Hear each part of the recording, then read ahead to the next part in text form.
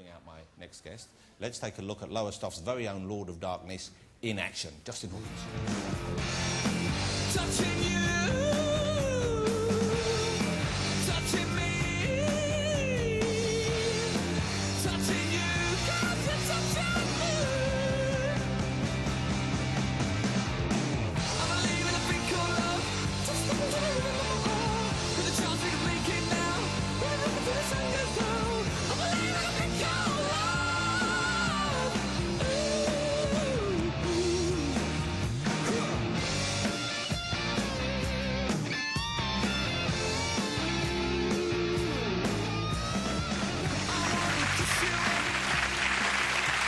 Please welcome Justin Hawkins. So come on, let me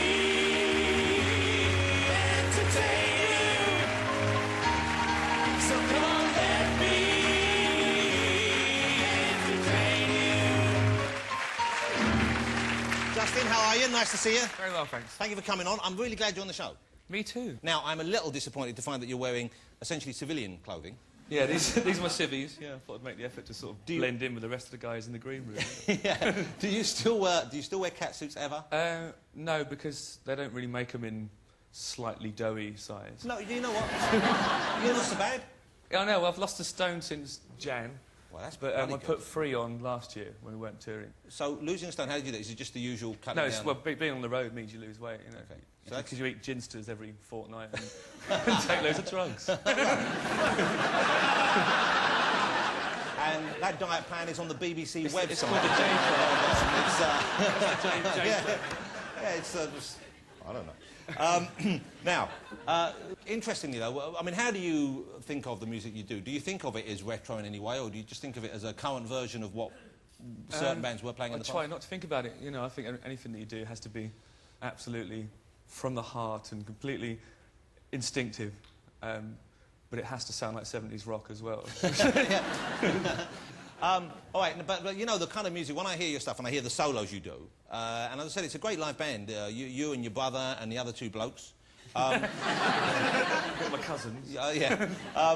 There's a real sense of humour, though, in what you do. And I think maybe, I mean, when you first burst on the scene, and it did seem quite a sudden appearance. I know you'd obviously been performing for many years, but, you know, I don't think that many people heard of you. We spent a lot of time just sort of doing gigs and stuff, and like the folks from the record trade or the music industry would come down to the shows, and then they wouldn't want to sign us to major labels because they thought that we were the product of some mogul's evil mind, you know, who had contrived this band as a joke on the music industry. So like a kind of warped, instead of making a boys' band, yeah, a 70s men's band. Yeah, with, you know, because of course with these teeth and stuff, when I went for the recruitment and you know, showed them my CV, done all for 15 years. I went, oh yeah, absolutely ideal, we'll have him. Now there's a tattoo on your bosom I can see from here, which is, Oh, it looks sorry. a bit faded. What is? No, let's have a look. What is it? What is It's not faded, it's just it hasn't got any outlines. I tried to have a feminine image, sort of it's basically some flowers. That's a non-specific flowers. That's quite a girly tattoo to have. That was the idea, yeah. Do you have any other girly tattoos? No, the rest of them are very manly. Like what, rockets and guns? Yeah, skulls. Yeah. Angry monsters. Yeah, going... Captain Kirk. No, so I'm not a Trekkie, to be honest. I was thinking of having a tattoo done of like some well-defined stomach muscles. Do you think that would work?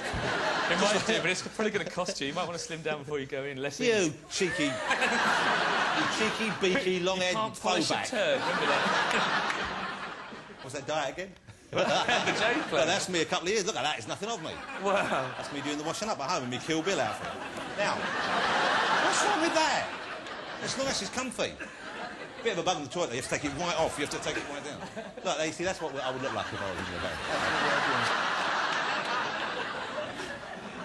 Now there's Darkness fans out there hoping that you'll have an accident and I can step in.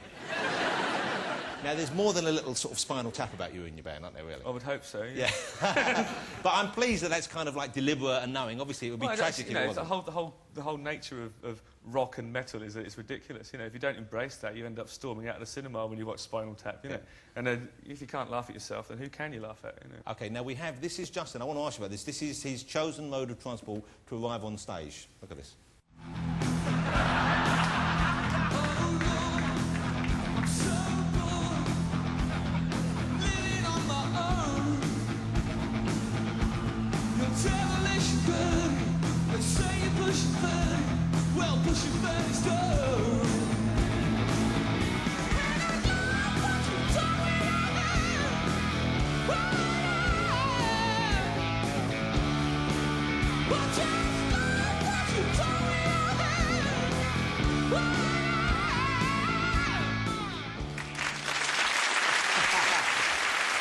now...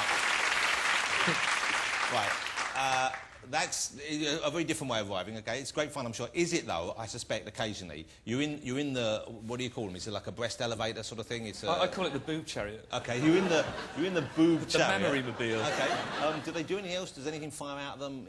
No, the nipples flesh. Initially, I asked for a stage design, which was the male genitalia, so we'd have, like, the other two guitarists on top of the testicles. The sort of triangle of hair would be the drum riser, and I'd be on the helmet, you know. And towards the climax, as it were, of the set, then the whole stage would emerge forwards and rise and spray foam over everyone. But health and safety, apparently. Health and safety.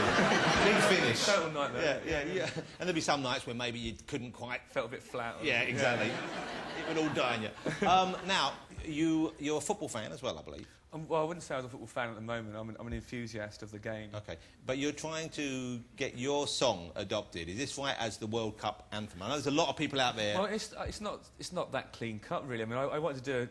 Basically, my publisher called me to say, listen, all the writers have heard that Embrace are doing the World Cup song, so they've gone, hey, now's a chance for me to make some money and clean up. And basically what they received was a lot of retreads of things like Free Lions or World in Motion. Yeah. So I did... a song called England, imaginatively, which is set to the tune of the German national anthem, and it includes phrases like, we fought them on the beaches, now we play them on the field, right. England is the motherland of football, and stuff like that. So for some reason the record company didn't want to touch it, because I thought it was a little bit on the PC. But, you know... You should get David in his uniform out and he could sing it with you. Actually, I'm going to show you something. Oh, there's a... What? No, what is it? OK, No, because I thought I had it... What is that? You've got a strange belt. Aha! Just in out of the darkness. Is that in case you forget who you are? That's for you, yeah. Let me ask you about the kind of weight thing before, OK? All right? And I know you're not that keen to talk about it, but it is quite an interesting subject. I'm sure you'll agree. Right? Because the reason why you were so skinny and looked so good in the catches before is because you were you bulimic or anorexic? Well, I wasn't anorexic because I ate, but I used to do, like... take lots of supplements, vitamin stuff to keep me on the road, and at the same time, yeah, I used to take like what you might call constipation cures and just shit it all out, you know, and puke if it was something particularly greasy that I felt bad about having in my body. Combined with amino acids and actually a proper exercise regime, I had the ultimate J plan. And in about 3 months, I went from being overweight to super toned, you know, and just a stick of muscle, like a kebab. And was that because you just wanted to look good on stage? Well, yeah, it was basically that. It was mostly because of that, yeah. I think, because I was always really confident as a performer anyway, even when I was overweight and stuff, and it just seemed like... It's actually, my brother said to me, you know, wouldn't it be fantastic if you actually looked like you were born to do this, as well as actually being born to do this? So it's your brother's fault? Well, I'm not saying that, you know. I mean, no, but he didn't mean make yourself ill, you know. It's just like...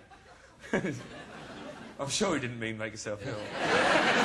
Did he have another singer lined up? He might have done, actually, you know. A skinny bloke, naturally skinny, yeah. Yeah, but, you know, I've reduced it now to a mild form of bulimia where I eat all the food and then don't puke. But it's kind of a subject that men don't often talk about, either from the perspective of being someone who's gone through it themselves, or even, you know, showing an interest in it. It's like something that we... And maybe that's part of the problem, maybe the fact that we're not open about it.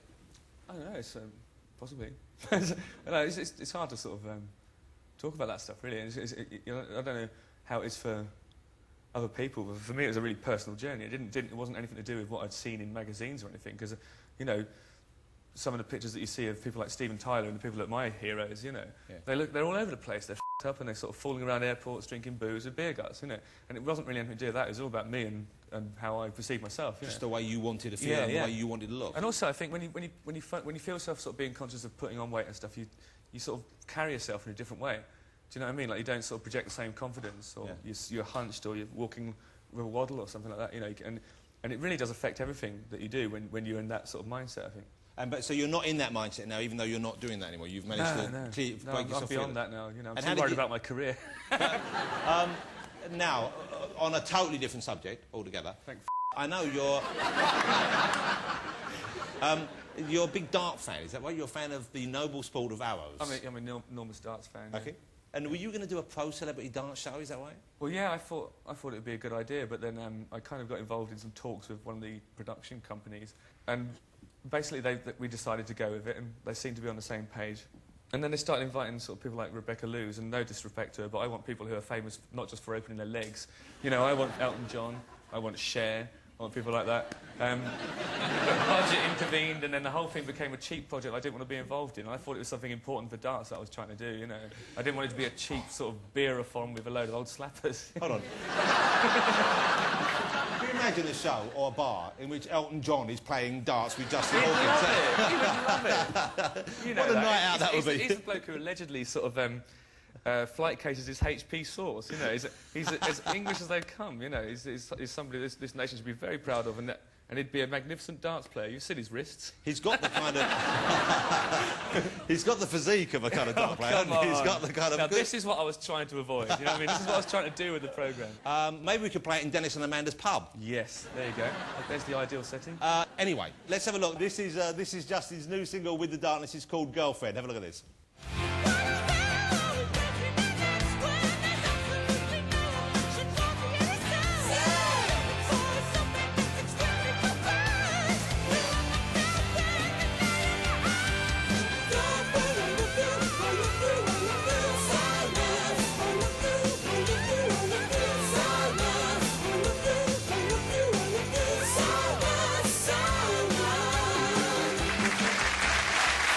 The best falsetto in rock.